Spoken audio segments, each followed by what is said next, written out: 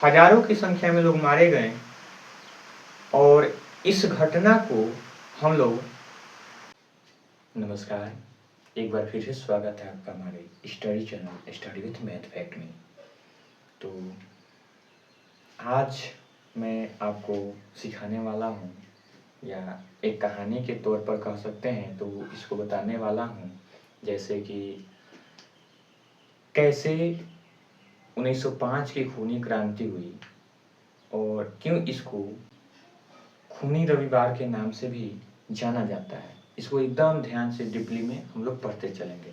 आइए, यानी जो आपका प्रश्न है वह है खूनी रविवार। खूनी रविवार, इसे खूनी क्रांति और अंग्रेजी में इसे ब्लडी संडे भी हम लोग कहते हैं। ब्लडी संडे के नाम से प्रचलित यह जो घटना है आखिर किस पर आधारित है, क्यों हुआ और इस घटना के पीछे का कारण क्या था। तो चलिए हम लोग चलते हैं जब रूस का सम्राट जार निकोलस द्वितीय रहता है। आपको याद करना पड़ेगा, रूस का सम्राट, और आप ही को याद करना है यानी समझना है कि रूस में उस समय सम्राट को जार कहा जाता था, यानी रूस के सम्राट को जार कहा जाता था। होता क्या है, तो रूस का सम्राट जो है उसका नाम रहता है जार निकोलस द्वितीय, यानी उसका नाम है निकोलस द्वितीय, परंतु वह राजा था और उस समय सम्राट को जार कहा जाता था, इसलिए उसका नाम था जार निकोलस द्वितीय।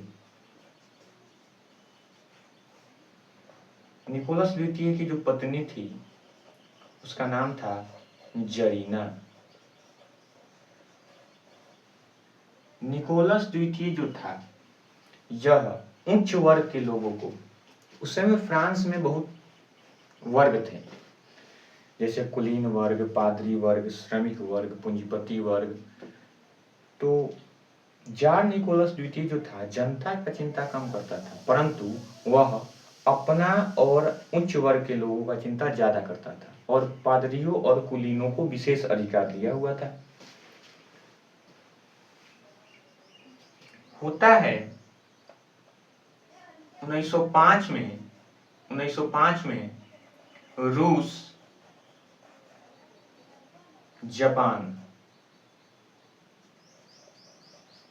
रूस और जापान के बीच युद्ध होता है। किसी कारण से युद्ध हुआ होगा, उस कारण की ओर हम नहीं जाएंगे, क्योंकि जो घटना है उसके बारे में हम आपको बताने वाले हैं कि घटनाएं जो थी कैसे हुई और किस प्रकार से घटनाएं घटित हुई। तो समझिएगा, 1905 में रूस, जापान, और जापान जो है एशिया का एक बहुत ही छोटा सा देश है, भारत से भी छोटा है, यानी हम कह सकते हैं पाकिस्तान से भी छोटा देश है। और रूस एशिया के छोटा से देश जापान से हार जाता है। अब इस स्थिति में क्या होता है, क्योंकि रूस उस समय बहुत शक्तिशाली था और बहुत ही बड़ा देश था। आज भी रूस बहुत बड़ा देश है शक्तिशाली होने के साथ, परंतु उस समय अन्य देशों की तुलना में रूस बहुत ज्यादा शक्तिशाली था। रूस जैसे जापान से हारता है, रूसी सैनिक जो थे फटे हाल में बुरी तरह से पराजित होकर के जब अपने देश लौट रहे थे, तो इतना दिन से जब युद्ध हो रहा था तो निकोलस द्वितीय को यह संभावना दे रहा था कि हम लोग युद्ध में जीत रहे हैं, परंतु युद्ध में रूस हार रहा था। जैसे जापान रूस को हरा देता है और वापस सैनिक अपने देश, यानी रूसी सैनिक जब रूस में आते हैं तो वहां की जनता देखती है तो उनको आश्चर्य होता है, इतना दिन से हम लोग का राजा हम लोग से झूठ बोल रहा था। अब जनता जो थी भड़क गई और राजा का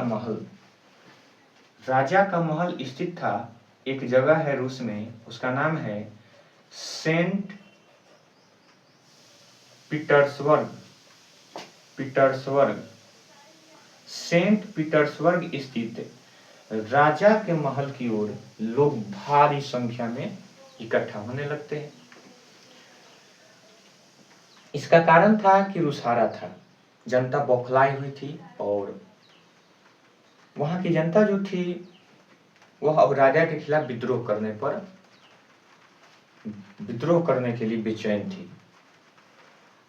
बहुत सारे लोग एकजुट होने लगे। धीरे धीरे रूसी जनता जो थी, जिनको अनेक वर्षों से शोषित किया जा रहा था, यह जनता सेंट पीटर्सबर्ग स्थित राजा के महल की ओर आगे बढ़ने लगी और इनका नारा था रोटी दो। रोटी दो के नारे के साथ, रोटी दो यानी कि वे लोग रोटी मांग रहे थे, क्योंकि वे लोग गरीब थे और बहुत ज्यादा ही गरीबी था, परंतु राजा उन लोगों का ध्यान नहीं रखता था। रूस की जनता जापान से पराजित होकर के सेंट पीटर्सबर्ग स्थित राजा की महल की ओर रोटी दो के नारे के साथ आगे बढ़ने लगी। अब क्या होता है, हजारों की संख्या में लोग आगे बढ़े। राजा ने अपने सैनिकों को आदेश दिया और सैनिकों ने लोगों पर गोलियां चला दी। जैसे ही लोगों पर गोलियां चली, हजारों की संख्या में लोग मारे गए।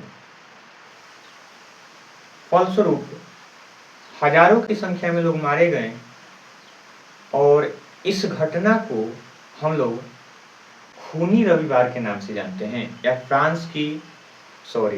या रूस की 1905 की खूनी क्रांति के नाम से जानते हैं। और यह घटना हुआ था 9 जनवरी को। 9 जनवरी को यह घटना हुआ था, यानी कि पूरा डेट है 9 जनवरी 1905। चूंकि दिन रविवार का था, इसलिए इस घटना का नाम खूनी क्रांति से खूनी रविवार भी दे दिया गया।